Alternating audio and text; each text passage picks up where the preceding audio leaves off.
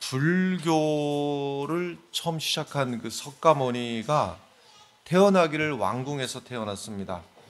근데 이제 어느 날 점장이로부터 이런 얘기를 듣지요. 이 사람이 임금이 되지 않으면 세상을 떠도는 중이 될 것이다. 뭐 이런 얘기를 듣게 됩니다. 그러니까 이제 석가모니의 아버지가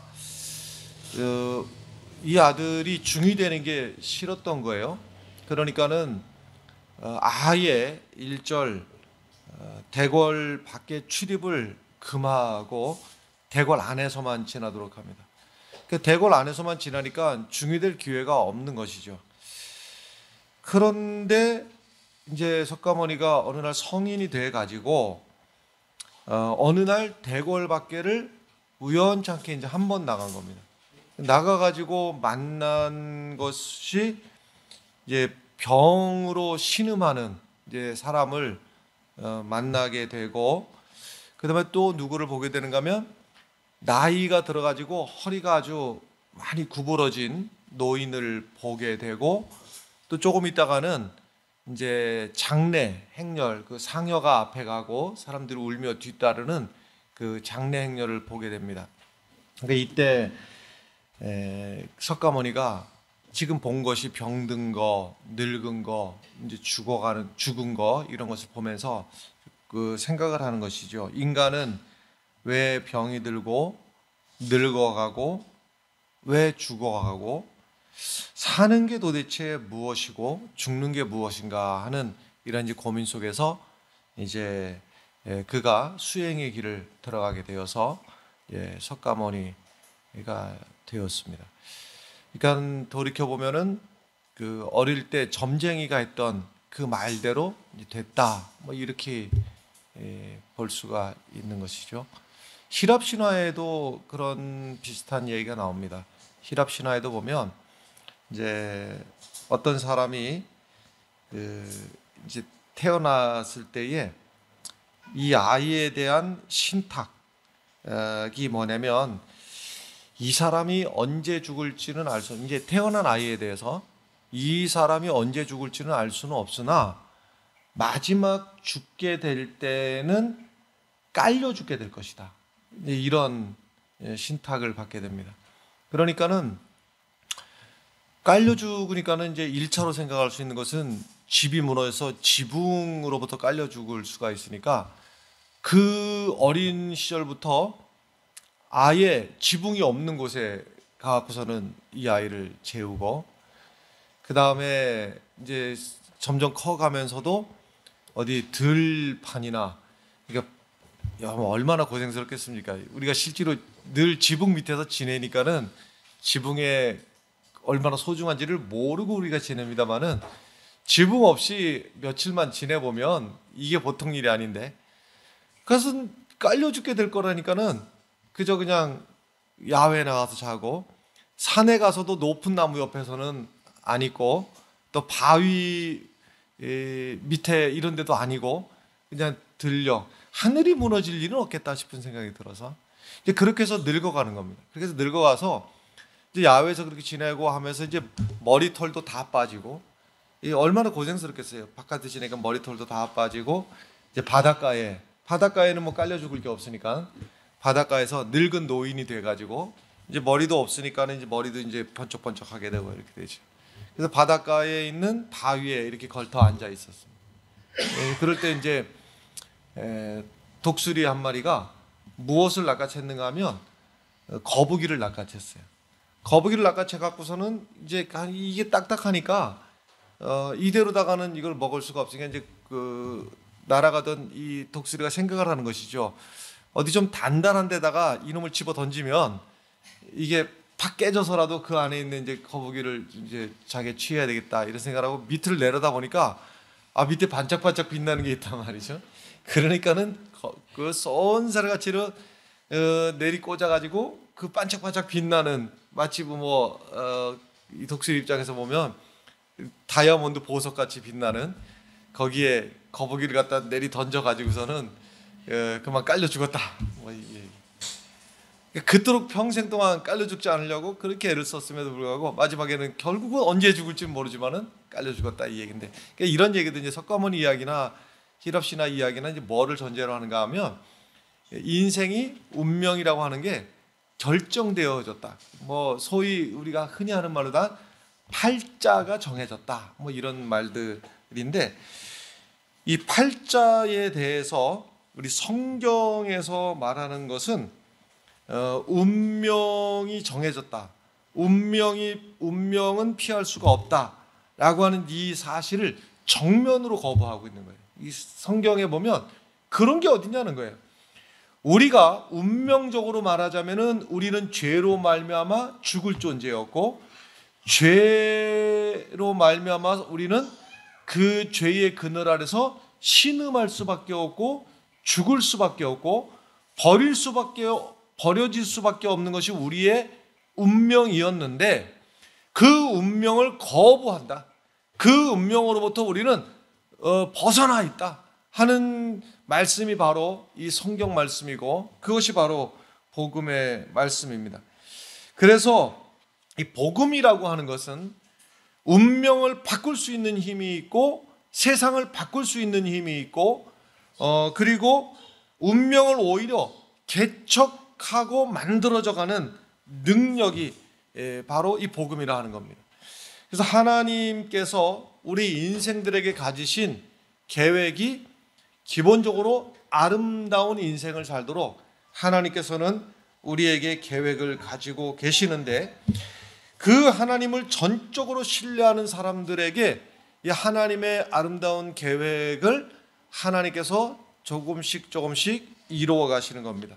그 하나님은 이 우주 만물을 한치의 오차도 없이 만드신 그 하나님이 우리의 운명도 하나님께서는 아름다운 인생으로 하나님께서는 우리를 세워 가신다 하는 것인데, 이 로마서 말씀은 참 아주 어디를 열어도 로마서 이 말씀은요 참 우리의 신앙을 세워가는데, 마치 건축으로 말하자면 그 건축의 뼈대와 같은 이제 그러한 아주 소중한 말씀입니다. 그래서 할 수 있으면 로마서 이 말씀을 전체를 외워도 참 좋을 만큼 어디 하나 아주 놓칠 말씀이 없는 그런 말씀이고, 로마서 8장도 여전히 그렇고, 그래서 그 우리 사순절 즈음에는 우리 로마서를 한 장씩을 이렇게 외워도 좋겠다 싶은 생각이 들고, 한 장씩이 어려우면 일부분을 매년, 또 작년에 외웠던 건 또 잊어버리듯. 근데 늘 말씀드리지만 외웠다가 잊어버리는 것과 그냥 생판 안 외운 것과는 하늘과 땅 차이입니다. 그 말씀을 대한 데 있어가지고요.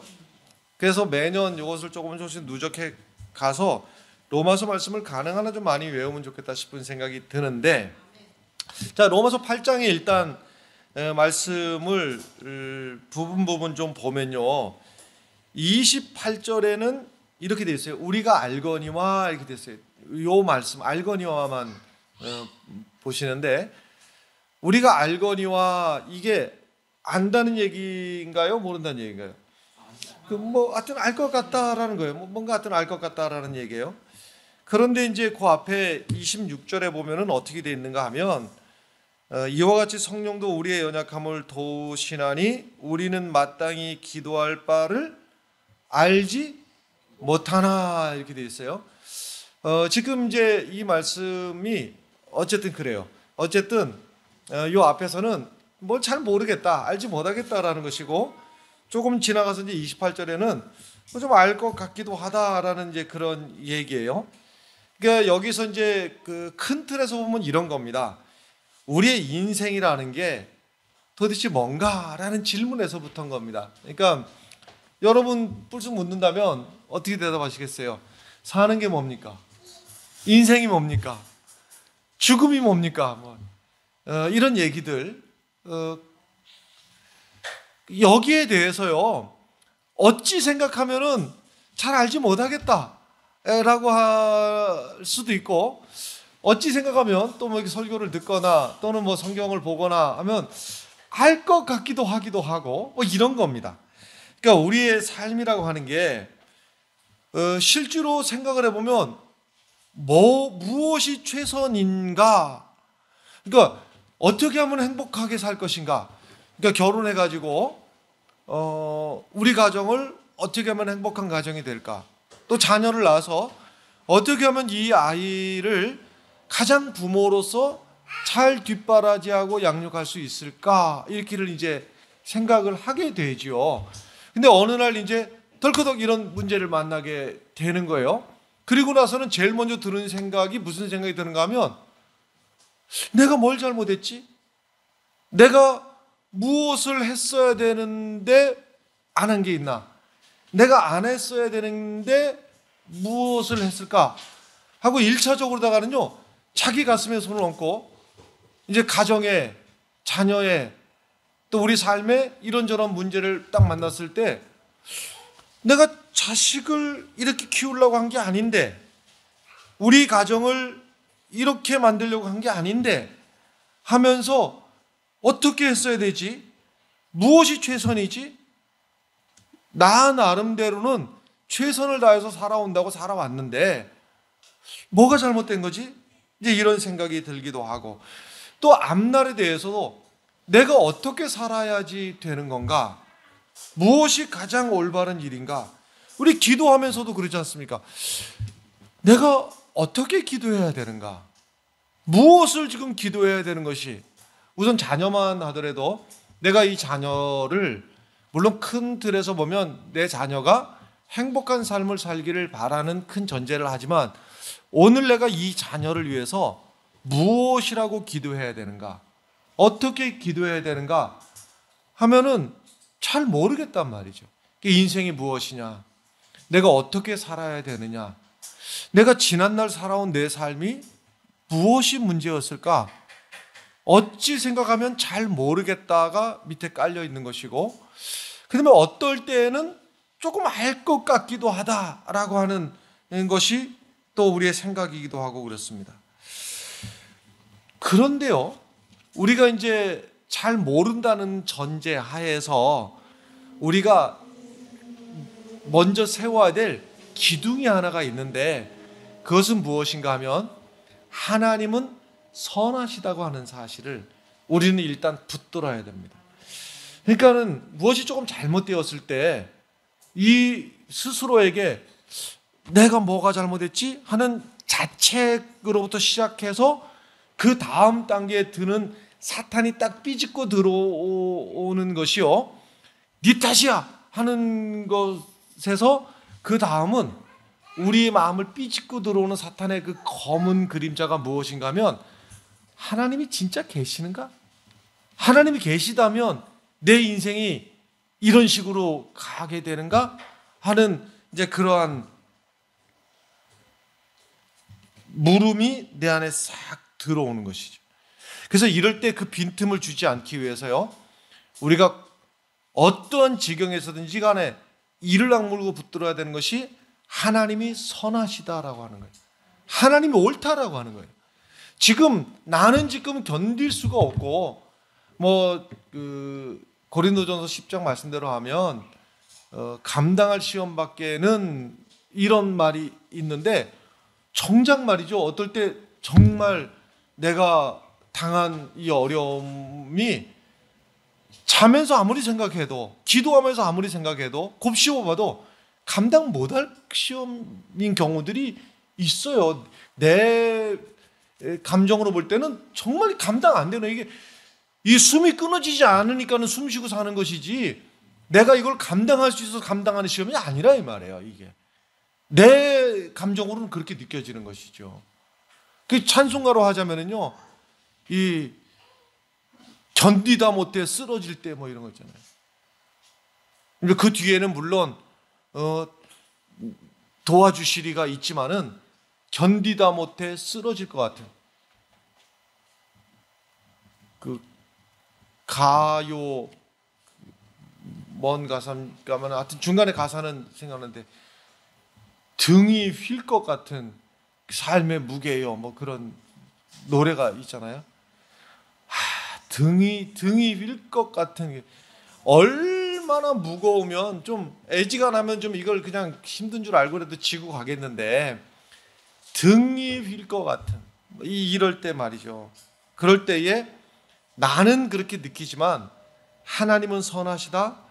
그 다음에 하나님께서 나를 향한 계획도 선하시다. 근데 하나님이 나를 버리셔서 나를 미워해서 나에게 얼굴을 돌리셔서 내가 지금 이 감당할 수 없는 시련을 등에 짊어지고 가는 것이 아니라 지금 나는 잘 모르겠지만 나는 모르겠어요. 인생이 무엇인지 또 왜 이런 일이 생겼는지를 모르겠는데 내가 이 와중에서도 내가 하나님을 붙들고 내가 놓지 않으려고 하는 그 기둥은 무엇인가 하면 하나님은 선하시다는 것이고 나를 향한 하나님의 계획이 선하시다고 하는 거예요. 그러면 이제 선이라고 하는 게 뭐냐? 뭐가 선한 것이냐? 우리가 이렇게 생각할 수도 있어요. 그리고 그게 뭐 완전히 아닌 것도 아니고 뭐 온전한 것도 아니지만은 완전도 아니고 온전도 아니지만 또 아닌 것도 아니지만 말하자면 우리의 삶이 좀 더 넉넉해지고 또 쾌적해지고 뭐 큰 문제가 없이 또 뭐 대단한 어떤 하늘에서 돈벼락이 떨어지는 일은 없어도 또 그래도 오늘 굶지 않고 또 오늘 그럭저럭 또 하루를 이렇게 지나가고 하는 뭐 이런 것들도 선하다고 할 수 있고 또 어떨 때 내 마음의 소원이 이루어지는 것이 선하다고 할 수도 있지요. 간절히 우리 자녀가 그래도 너는 어느 대학 무슨 과를 들어갔으면 좋겠다라고 막 애를 쓰고 소원하고 했는데 그런 것이 이루어지고 또 어느 직장을 또 차지하기도 하고 하는 이런 것들도 선하다고 할 수 있는데 이 로마서 8장에서 궁극적인 그 선이 무엇이냐 이제 그런 것들도 다 선이에요. 근데 그 중에서 가장 궁극적인 선이 바로 무엇인가 하면 29절의 말씀인데요. 하나님이 미리 하신 자들을 또한 그 아들의 형상을 본받게 하기 위하여 이거예요. 그러니까 우리가 우리 삶에 궁극적인 선, 왜 우리 삶에 이런 때로는 깊은 골짜기를 지나가기도 하고 때로는 위태로운 벼랑 끝에 서기도 하고 어떨 때는 참 아주 그늘 한 점 없는 떼약볕을 또 만나기도 하고 물론 어떨 때는 푸른 초장 맑은 물가를 지나기도 하고 이럴 때도 있지만 왜 이것이 늘 푸른 초장 맑은 물가에만 있지 않냐고 이런 기가 막힌 언덕을 오르락내리락 하는 인생을 사느냐 하면은 그 마지막에 이룰 하나님의 선이 무엇인가 하면 바로 그 하나님의 아들 예수 그리스도의 형상을 본받는 것 이것이 우리가 이제 최종적으로 쉽게 말하면 말이 좀 깁니다만은 예수님 닮는 거예요. 우리의 말하는 게 예수님 닮아가고 우리의 생각하는 게 예수님 닮아가고 우리의 행동이 예수님 닮아가는 것 이것이 최종적으로 이룰 하나님의 선이고 이것이 우리 삶의 인생의 가장 큰 선이라고 하는 겁니다. 다시 말씀드립니다마는 배부르게 먹는 거, 소원이 이루어지는 거, 우리 가정 형편이 나아지는 거 이것도 선 중에 해당돼요. 그런데 궁극적인 선이 무엇인가 하면 왜 우리 인생의 시련에 하나님의 자녀들이 이런 시련의 강을 건너야 되고 눈물의 빵을 먹어야 되고 왜 기가 막혀서 억장이 무너지는 이 시간을 우리가 지나야 되는가? 이런 시간들도 지나는 것은 우리의 인격이 그리스도를 닮아가는 것 여기에까지 이르는 과정들이다 하는 겁니다. 그래서 예수님을 닮아가는 그 모습이 때로는 우리가 이 세상을 살아갈 때에 때로는 고난을 당하고 때로는 좋은 일을 만나기도 하고 또 때로는 울기도 하고 웃기도 하고 이러한 인생을 살아가는 것이 예수님을 닮아가기 위해서 우리가 이런 삶을 살아가게 되는데 이 30절의 말씀에 보면 또 미리 정하신 그들을 또한 부르시고 부르신 그들을 또한 의롭다 하시고 그랬어요. 그러니까 처음 단계가 하나님께서 우리를 부르셨다고 하는 것이 하나님과 우리 사이에 있어서 처음의 시작입니다. 그러니까 우리가 하나님을 알아서 하나님하고 부른 것이 아니라 하나님과 우리는 상관이 없었던 우리들에게 하나님께서 찾아와 주셔서 우리 한 사람 한 사람을 불러주시고 만나 주신 거예요. 하나님이 우리를 만나 주신 것이고 그 부르심에 우리가 예수 그리스도를 영접을 했고 그리고 그 다음에가 예수 그리스도를 영접한 다음에 우리 삶의 이러한 기가 막힌 시련의 연단의 과정을 통하여서 예수 그리스도의 인격을 우리가 본받게 되는 것이고, 그리고 내 인생이 그리스도를 본받는 것, 이것이 마지막에 이루실 하나님의 궁극적인 선이라고 하는 겁니다. 38절의 말씀을 보면 내가 확신하노니 하는 이런 말이 있어요. 그러니까 아까도 말씀드렸습니다만 26절에서는 내가 모르겠다 하는 이런 말이 있고, 그 다음에 28절에 보면 내가 알 것 같기도 한데, 그리고 나서 이제 중간에 있는 5가지의 질문이 인생이 무엇인가에 대해서 5가지 질문을 여기서 지금 하고 있는 거예요. 그 5가지 질문에 대한 답을 알고 보니까 그 다음에는 확신을 하게 된다. 내가 지금 망할 것 같고 무너질 것 같고 남들이 내 삶을 보고 비웃을 것 같고 내가 버림받을 것 같은 그런 삶을 살지만 아니다. 믿음 안에서 내가 다시 눈을 뜨고 보니까 내가 확신하는 게 있어요. 내가 확신이 생겼다. 인생이 무엇인지 확신이 생겼다라는 거예요. 여기서 37절부터 이제 5가지 질문이 쭉 있으면서 이 5가지 삶을 통해서 한마디로 말해서 지금 내가 죽을 것 같고, 어떨 때는 망한 것 같고, 버림받은 것 같고, 남들이 나를 조롱할 것 같은데, 그런데 결론이 무엇이냐면 넉넉히 이길 수 있다는 거예요. 지금 내가 감당할 수 없을 것 같은데 아니야. 감당하고도 남는다. 그리고 결과는 이긴다는 거예요. 이기는 것도 어떻게 이기는가 하면 넉넉하게 이기게 해주신다는 거예요. 그 5가지 질문이 첫 번째가 무엇이냐면 31절에가 첫 번째 질문이에요. 만일 그런즉 이 일에 대하여 우리가 무슨 말하리요? 만일 하나님이 우리를 위하시면 누가 우리를 대적하리요? 하는 거예요. 누가 우리를 대적하리요? 하는 것이 첫 번째 질문입니다. 하나님이 우리를 위하시고, 다시 말해서 하나님이 오늘도 여전히 나를 도와주시고, 하나님이 나의 이 넘어질 것 같은 휘청거리는 내 손을 하나님이 붙들어 주시고, 하나님이 내 편이 되어 주시고, 하나님이 나를 위하시는데 누가 우리를 대적하리요? 누가 이기겠느냐? 누가 나를 넘어뜨리겠느냐라는 겁니다. 여러분, 바울이 지금 이 얘기를 할 때 바울은 그 신분이 주민등록상으로 하자면 로마 사람이었습니다. 주민등록증이 우리 같은 주민등록 제도가 있는 건 아니지만 이제 소속이 로마 시민이었어요. 그러니까 로마가 당시에 전 세계를 지배해 가는 것을 보면 로마 군대가 가는 곳마다 한마디로 말해서 승리였습니다. 그러니까 가는 데마다 이것도 그냥 승리가 아니라 아예 게임이 안 되는, 가는 데마다 승리였어요. 이제 그것을 로마가 승리하는 소식을 바울이 듣고 보고 늘 한마디로 승승장구하는 모습을 보면서 로마도 이렇게 강력한 로마가 어느 때나 승리하지만은 때로는 로마도 실패할 수도 있고 질 수도 있지만은 그리고 로마의 승리는 일순간이지만은 내게는 진정한 승리가 있다. 100% 승리가 있다 하는 것을 바울은 지금 확신하고 있는 겁니다.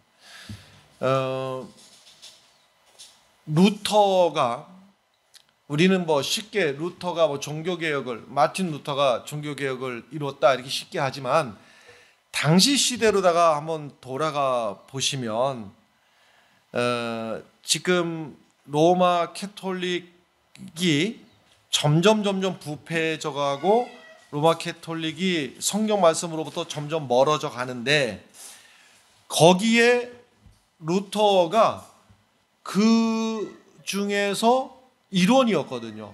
그러니까는 신학교의 교수였으니 그 로마 캐톨릭 전체에 중요한 요직에 있었던 사람입니다. 근데 이 로마 캐톨릭을 개혁을 하려고 할 때에 혼자 힘으로다가 이게 뭐 아예 상대가 안 되는 게임이에요.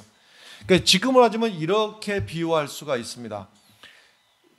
어떤 나라의 청와대, 우리나라면 청와대가 예를 들면 부패에 가서 이대로 가자면은 백성도 망하고 나라도 망하고 여기에 있는 모두는 다 망하는 길로다가 점점 막 서로가 막 부패해 갈 때 청와대에 있는 어떤 비서관 중에 하나, 뭐 이렇게 비서관이든 뭐 수석 비서관이든 뭐 아니면은 일반 비서관이든 그 중에 요직에 있는 어느 한 명이 제정신 차리고 이 청와대 전체를 개혁하고 이 나라를 전체를 개혁해야 되겠다라고 마음을 먹었을 때에 결과는 어떻게 될까요? 그놈 하나 죽게 되는 겁니다. 그 하나가 이 청와대 전체를 개혁하고 나라를 전체를 개혁하고 지금 여기서 다 막 부패하고 비리가 막 난무하고 더럽고 이것을 개혁하려고 혼자 나섰다가는요, 개혁은커녕 혼자가 죽임을 당하게 되는, 지금 딱 루터가 그런 상황입니다.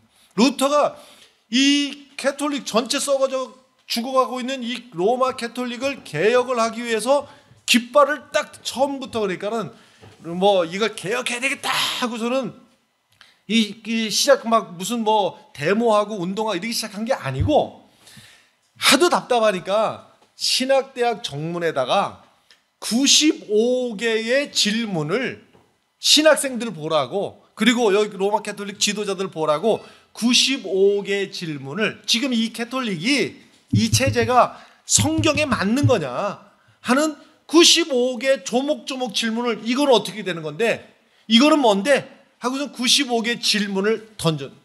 여기서부터 이제 요즘으로 말하자면 좌파 빨갱이로 찍히고 그 다음에 이제 막 탄압이 시작되고, 그 탄압이 그냥 미워하는 정도가 아니라 실제로 죽이려고 이제 계획을, 암살 기도를 하게 되는 것이죠.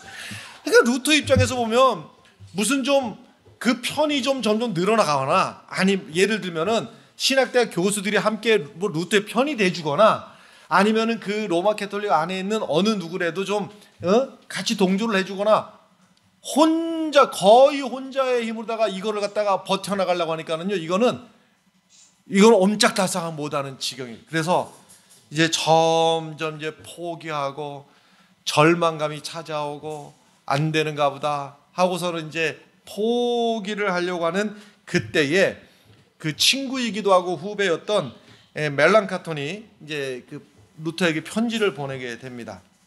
그러면서 이제 이런저런 우리가 발견한 복음은 분명한 하나님의 진리요, 우리가 믿는 것은 분명히 진리라고 한다면 진리는 반드시 승리한다는 사실을 우리가 믿어야 할 것입니다. 이런 위로의 말을 쭉 쓰고 제일 마지막에 무슨 말을 쓰는가 하면요, 오늘 본문의 말씀, 하나님이 우리를 위하시면 누가 우리를 대적하리요?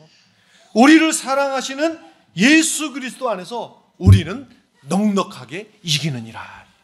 이 말씀을 딱, 루터가 이 말씀을 보고 늘 알던 말씀이지만은 이 말씀을 다시 붙들고서는 그에게 주시는, 그래 내가 지금 망할 것 같고 질 것 같고 여기서 끝날 것 같은데 하나님이 우리를 위하시면 넉넉히 이길 수 있다. 이 시험도 이기고 환난도 이기고 좌절감도 이기고 눈물도 벗어나고 넉넉히 이길 수 있다라고 하는 이 확신을 가지게 되는 겁니다.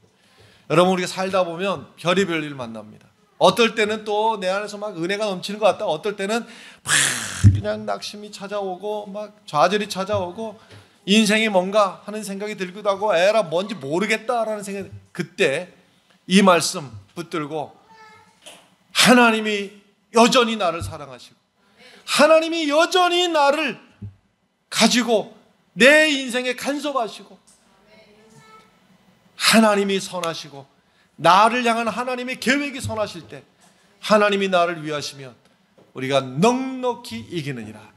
누가 우리를 대적하리? 넉넉히 이기느니라. 할렐루야. 두 번째 질문이 32절인데요. 자기 아들을 아끼지 아니하시고 우리 모든 사람을 위하여 내주시니가 어찌 그 아들과 함께 모든 것을 우리에게 주시지 아니하겠느냐. 하나님이 우리에게 못 주실 것이 무엇이냐라는 거예요. 하나님이 우리를 보호하시고 우리에게 하나님이 주실 은혜가 있는데 못 주실 게 어디 있느냐. 여러분, 자녀들을 우리에게 주신 것은 하나님의 큰 은혜입니다. 자식을 딱 쳐다보면서 느끼는 그 감정이 똑같이 옆집 아이하고 눈도 두 개, 코도 두 개, 아니 뭐 단순히 뭐 똑같다가 아니라 어떨 때는 솔직한 이야기로다가 옆집에 엄친아보다 내 자식이 못난 것도 많이 있잖아요. 그래도 내 감정이 뭡니까? 다르잖아요. 설명할 수가 없는 그 자식 뒷바라지하냐고 하는 수고를 월급으로 계산한다면 200만 원 받고 그 고생할 사람 아무도 없어요. 300만 원 월급 받고도 그 고생을 할 사람 아무도 없어요. 그 이상의 돈으로 환산할 수 없는 헌신, 자다가도 12번이라도 다른 사람 같으면 짜증이라도 내고 그리고 거절이라도 하는데 그 자식에게 어떨 때 자식이 아파서 견딜 수 없어서 고통 속에서 몸부림치면 제일 먼저 드는 생각이 뭡니까? 내가 대신 아플 수 있으면. 자식이 죽어가고 있다면 제일 먼저 드는 생각이 뭡니까? 내가 대신 죽어 네가 살 수 있다면, 내가 대신 죽어서. 저는 그 감정이요. 아들 논산훈련소, 이제 아들 훈련소에 처음 보내보는 그 장면, 논산훈련소에서 딱 집어넣어 놓고 아이고 집 떠나서 저거, 그리고서는 또 부대 들어가고서는 그 부대기들하고 슬슬이 등지고서는 절로 이렇게 끌려 들어가는 그 모습을 보고 돌아 나오면서요, 집에까지 오는 동안에 한 몇 시간 동안 힘이 빠져가지고 두 내외가 말 한마디도 못했어요. 말할 힘이 없더라니까. 그때 드는 생각이, 이 늙은 아버지가 저기 끌려 들어가는 저놈 대신에 내가 법적으로 내가 대신만 갈 수 있으면 내가 대신 들어가겠다. 진짜로 대신 가겠더라고. 진짜로 군대에 가서 무슨 일을 만나지 내가 대신 들어가겠더라니까. 이게 부모의 마음 아니에요. 이게 부모의 마음. 그런데 하나님께서는 그 아들 예수 그리스도를 그 귀한, 내가 대신 죽어서라도 그 아들을 십자가에 달아놓고 예수 그리스도 입에서 엘리 엘리 라마 사박다니, 하나님이여 하나님이여 어찌하여 나를 버리시나이까, 그 고통을 아들에게 하시겠던 하나님이, 이건 무슨 얘기예요? 그 아들까지도 우리를 위해서 십자가에 달으신 거 아니에요? 그러면 한마디로 못할 게 없는 거예요. 못할 게 없는 하나님이 우리를 위해서 그 아들과 함께 모든 것을 우리에게 주시지 않겠느냐라는 거예요. 이 질문 어떻습니까, 여러분? 지금 내 힘으로다가 버텨나가기 어려울 것 같고, 내 힘으로, 내 지혜로, 내 노력으로는 내 인생을 내가 똑바로 걸어나갈 수 없을 것 같은 이때에 하나님이 그 아들과 함께 우리에게 모든 것을 이겨나갈 수 있는 힘을, 지혜를, 인내를 우리들에게 주시지 않겠느냐라고 하는 거예요. 세 번째 질문이 33절의 말씀. 누가 능히 하나님께서 택하신 자들을 고발하리요? 의롭다 하신 이는 하나님이시니. 누가 고발하겠느냐? 무슨 말씀인가 하면요, 우리가 이제 무슨 일을 만나면 제일 먼저는 나에게 자책하는 마음이 듭니다. 내가 왜 그랬을까? 또는 구체적으로 생각이 안 나도 내가 무엇을 잘못했을까? 이 생각이 드는 거예요. 이게 왜 그런가 하면요, 이런 거예요. 포로 수용소 안에, 그 안에 있는 사람은 포로 수용소의 법칙에 따라서 살아가야 됩니다. 말하자면 밥을 먹을 때에도 줄을 서야 되고, 밥을 먹을 때도 그 정해진 시간에 먹어야 되고, 아무 때나 운동장에 나오는 게 아니라 나오릴 때 나와야 되고, 들어갈 때 그 법칙에 따라서 아무 때나 낮에 피곤하다고 누워서 잠자는 것도 아니고 누울 때 누워야 되고 일어날 때 일어나야 돼. 그 포로 수용소 안에 있는 사람 포로 수용소의 법칙에 따라 살아가는 거예요. 감옥에 있는 사람은 감옥의 법칙에 따라 살아가는 거예요. 군대에 있는 사람은 군대의 법칙에 따라 지멋대로 하는 게 아니에요. 그런데 죄 가운데 있는 사람은 죄의 법칙에 따라 살아가는 겁니다. 그 죄의 우리가 본래 죄의 법칙 아래서 살아가야 되는 거예요. 그래서 죄의 삭은 사망이요. 근데 죄가 우리로 하여금 이제 우리의 본래성이 뭐냐면 우리를 탓하게 만드는 거예요. 내가 잘못했고 후회스럽고 그 죄의 그늘 아래 우리는 있게 되는 것인데, 그래서 이제 남의 시선이 자꾸 이제 떠오르는 거죠. 지금 내가 이러고 살고 있으면 남들이 나를 어떻게 볼까? 그 남의 이 눈이 의식이 되는 것도요. 이것도 사실은 죄의 그늘 아래 있는 법칙입니다. 그리고 스스로를 자책하죠. 내가 왜 그랬을까? 자책하기도 하고 또 그리고 남들의 말이 나를 갖다가 여기 찌르게 돼요. 그러니까 뭐냐면 실제로 그렇게 말하든 그렇지 않든 너 때문이야 하는 이 말이 직접적으로 너 때문이야 하는 말도 그것이 나를 더 찌르고, 그리고 그렇게 말을 안 했는데 그렇게 들려. 저 사람이 지금 저 집사님 머리를 끄덕끄덕 하는 것도 나를 지금 찌르는 것 같이 느껴지는 그런 감정이 느껴질 때 있잖아요. 저 사람이 웃는데 나를 지금 비웃는 것 같은 이런 생각. 저 사람이 나를 눈을 안 마주쳐. 그것도 나를 이렇게 찌르는 것처럼 느껴질 때가 있는 거예요.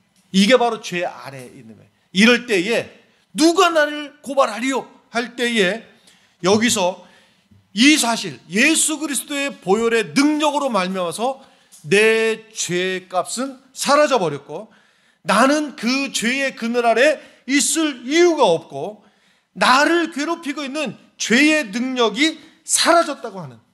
그래서 사망, 여러분, 죄는 능력이 있고, 죄는 어떤 능력이 있는가 하면요, 사망의 능력이 있어요. 나를 죽이는 능력이 있어요.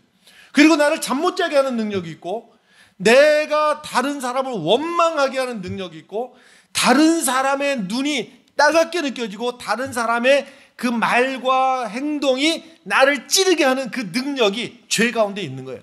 그런데 여러분, 누가 나를 송사하리요? 예수 그리스도께서 내 죄를 대신해서 값을 치르셨고, 그래서 그 죄와는 나와 상관이 없고, 그래서 내가 예수 그리스도의 보혈의 능력 안에서 나는 자유한 사람이다. 남들이 나를 어떻게 쳐다보든, 그리고 내 형편이 지금 어떻든지 간에 나는 이 죄의 문제로부터 나는 자유하다. 네 번째 질문이 34절. 누가 정죄하리요? 죽으실 뿐 아니라 다시 살아나시는 이는 그리스도 예수시니 그는 하나님 우편에 계신 자요 우리를 위하여 간구하시는 자시나. 누가 정죄하겠느냐? 누가 나를 정죄하겠느냐? 너 때문이야. 아무도 나를 정죄하지 못한다. 왜? 첫 번째는 예수님이 나를 위해서 죽으셨기 때문에. 두 번째는 나를 위해서 부활하셨기 때문에. 세 번째는 나를 위해서 오늘도 하나님 우편에서 무엇을 하신다고요?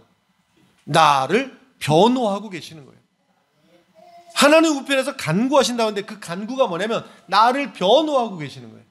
나를 저 못 쓰겠네. 믿는다고 하고 목사라는 게, 집사라는 게, 장로라는 게 못 쓰겠네. 누가 비난할 때 옆에서 나를 변호해 주시는, 지금 저 사람은 예수의 보혈의 피로 씻김 받은 자요, 구원받을 자요, 내가 저를 위해서 죽었노라고 변호할. 예수님께서 우리가 아파야 될 것을 대신 아프시고 우리가 버림받아야 될 것 대신 버림받고. 사도신경에 보면요, 번역이 안 된 부분이 있어요. 난 번역을 그냥 했으면 좋겠는데 쉽게 말해서 한국 교회 신학이 이거를 해결을 못하고 감당을 못하는 거예요. 그러니까 어느 부분이냐면요, 옛날에는 사도신경 위에 영어가 있었는데 그 영어마저도 이제 없어져 버렸어요. 그 영어 위에 이렇게 맞춰 보면은 어디 부분이냐면 그는 본디오 빌라도에게 고난을 받아 십자가에 못 박혀 죽으시고 그 다음에 사흘 만에 죽은 자 가운데서 살아나셨으면, 죽으신 다음에 살아나셨으면 요 중간에 영어로 어떻게 되어 있는 게 번역을 그냥 슬그머니 안 하고 넘어가 버렸어요. Go to hell 이렇게 돼 있어요. 뭔 소리예요? 지옥에 가셨다 이 말이에요. 그 예수님이 십자가에 죽으시고 살아나시고 그 사이에 예수님이 지옥에 가셨다는 거예요. 예수님이 지옥에 가셨다니까 이거를 우리의 신앙의 고백으로 하기가 신학적으로다가 이게 해결이 안 되는가 봐요. 나는 쉬운데, 나는 쉬워. 난 믿음으로 고백할 수 있어요. 뭐냐면 보세요. 내가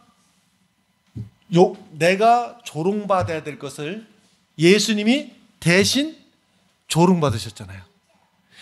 내가 찔려야 될 것, 내가 아파야 될 걸 예수님이 대신 찔리시고 대신 아프셨지요. 문제 없지요. 내가 죽어야 되는데 예수님이 대신 죽었지요. 내가 지옥 가야 되는데 예수님이 대신 지옥을 경험하신 거예요. 여기서 끝났다면은 우리가 믿어야 될 구세주가 아니나 내가 다시 살아날 것을 예수님이 부활로서 보여주신 겁니다. 할렐루야. 아무 문제 없어요. 그러니까 내가 지옥에 갈 것조차 예수님은 대신 다 하셨는데 누가 나를 정죄하겠느냐? 누가 나를 함부로 생각하고, 누가 나를 함부로 조롱하고, 누가 나를 함부로 우습게 여기겠느냐? 그럴 수 없다. 마지막 5번째 질문, 35절의 말씀. 누가 우리를 그리스도의 사랑에서 끊겠느냐? 그게 뭐냐? 환난이나, 그럼 환난을 만날 수도 있어요. 그러나 하나님의 사랑에서 우리를 끊을 수 없다. 우리가 곤고를 만날 수도 있고 박해를 만날 수도 있고 기근이나 적신이나 위험이나 칼을 만날 수도 있어요. 그러나 그 어떤 지금 내 삶의 경험은 이 기가 막힌 일들을 만날 수도 있으나 하나님의 사랑에서 우리를 끊을 수가 없다라고 하는 거예요. 사단은 계속해서 우리를 속이고 있어요. 너 지금 이 끝도 없는 이 어려움이 이 가운데도 그래도 하나님 믿을래? 아니, 하나님의 사랑에서 결코 끊을 수 없다는 사실을 우리가 믿으시길 바라요. 37절 말씀을 우리가 함께 읽겠어요. 37절 읽겠습니다. 그러나 이 모든 일에 우리를 사랑하시는 이로 말미암아 우리가 넉넉히 이기느니라.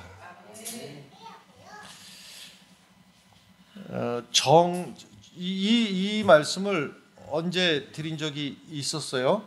이 정현이라고 하는 분이 쓴 그 소설인데 이게 이제 만들어낸 소설이 아니라 사실을 바탕으로 하는 소설인데 내 잔이 넘치나이다라고 하는 책이 있어요. 이 책에 보면 이제 주인공이 맹의순이라고 하는 신학도예요. 신학생인데 이 사람이 이제 그 한신대학 전신인 조선신학교를 다니던 분이에요. 그러니까 한신대학 처음에 초기에가 이제 신학교로 시작한 거 아니에요? 그것도 북한에서 조선신학교. 이것이 나중에는 이제 한국신학대학이 됐다가 한신대학으로다가 이제 변하게 되는데 그 조선신학교의 신학생이었어요. 근데 이제 남북전쟁 중에서 어찌어찌 하다가 이 사람이 빨갱이로 오인받아가지고 국군에게 체포가 돼요. 신학생인데 신학생이 무슨 빨갱이겠어요.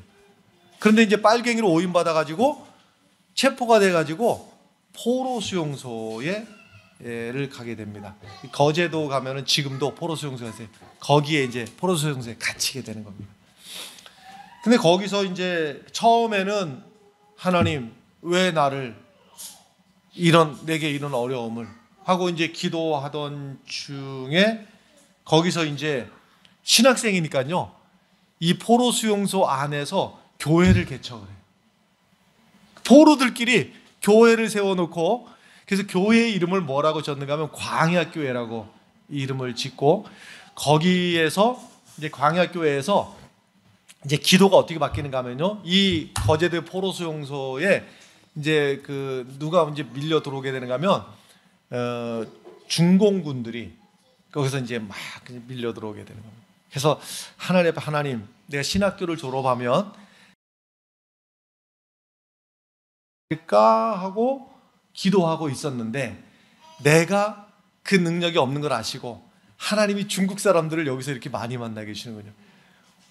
처음에는 100명, 하나님이 100명씩이나 이 복음을 전할 사람 보내주셨는데 500명, 1000명 막 이렇게 막 감당할 수, 하나님이 내게 복음 전할 사람이 이렇게 많이 보내준다고 이제 생각을 하고 그들을 갖다가 거의 잠도 자지 못하고 주로 이제 미군들이 운영하는 병동에서 이 사람들을 갖다가 이제 주로 섬기고 그리고 이제 병원에서 이 치료해주는 그 담당자들도 정해진 시간 이제 아침부터 저녁 시간까지 하고 밤 시간에는 다 퇴근해 버리거든요. 그 밤 시간에도 그 아파 다리 잘린 사람 어떤 사람 밤새 간호하면서 친절하게 이제 몸도 닦아주고 간호하고 하면서 거기서 이제 이 사람에게 이제 복음을 전하니 이 서비스를 받는 사람 입장에서는 누구도 여기서 나를 손끝도 주지 않는 이 포로 수용소 안에 이 병동에서 저렇게 밤새도록 내 몸을 마사지해주고 만져주고 닦아주고 그 사람이 하는 말이야 얼마든지.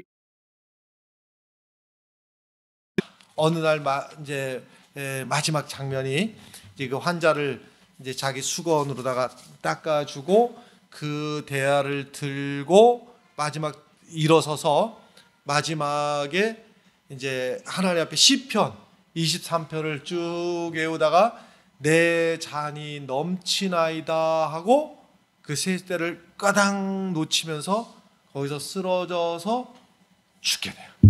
마지막에. 그게 이제 마지막 장면이에요. 이제 거기서 이제 죽어서 이분이 이제 순교죠. 순교를 하고 마지막 그 장례식에 거기에 이제 장례를 집전하고 있는데 이제 중국 포로들이 포로 수용소를 벗어날 수가 없으니까 거기서 이제 그들이 이제 편지를 써가지고서는 이 장례식에 편지를 이제 전하게 됩니다. 그러면서 이들이 눈물로 아주 굉장히 긴 편지인데요. 그 편지를 다 읽을 수는 없겠어요. 하여튼 그 긴 편지를 맹의순 선생, 당신은 하나님께서 우리들에게 보내주신 복음의 사도요. 우리는 처음에 당신을 멸시하고 거절하고 꺼지라하고 그랬는데 당신의 손길을 통해서 우리가 예수 그리스도를 알게 되었고 예수 그리스도의 복음의 밝은 빛이 우리를 구원하였고 하면서 그 마지막 장면을 쭉 회상을 하면서 당신이 읽었던 시편 23편의 그 말씀, 내 잔이 넘치나이다, 내 잔이 넘치나이다, 이것을 이제 우리의 신앙의 고백으로 내 잔이 넘치나이다 하는 것이 이제 이 편지에 그 장례식에 보내진 중공 편지의 또 마지막도 내 잔이 넘치나이다 하는 것으로 끝나는 겁니다. 여러분, 그래요. 무슨 말씀인가 하면 우리의 삶의 고달픔 가운데서 어떨 때 믿음이 무슨 소용이 있나, 또는 정말 숨도 쉴 수 없을 것 같다, 내일이 올까, 이런 생각이 들 때가 있고, 어떨 때는 에라 모르겠다 하고 다 팽개치고 싶은 그런 마음이 찾아올 때도 있어요. 내 인생 헛살아온 거 아닌가, 이런 생각이 들 때도 있어요. 그러나 여러분, 한편으로 여전히 오늘도 나를 포기하지 않고 나를 여전히 사랑하시는 그 하나님을 바라보면서 내 잔이 넘치나이다, 하나님 앞에 믿음으로 고백하고 승리하시는, 넉넉히 이기시는 성도들이 되시길 간절히 바랍니다. 아멘.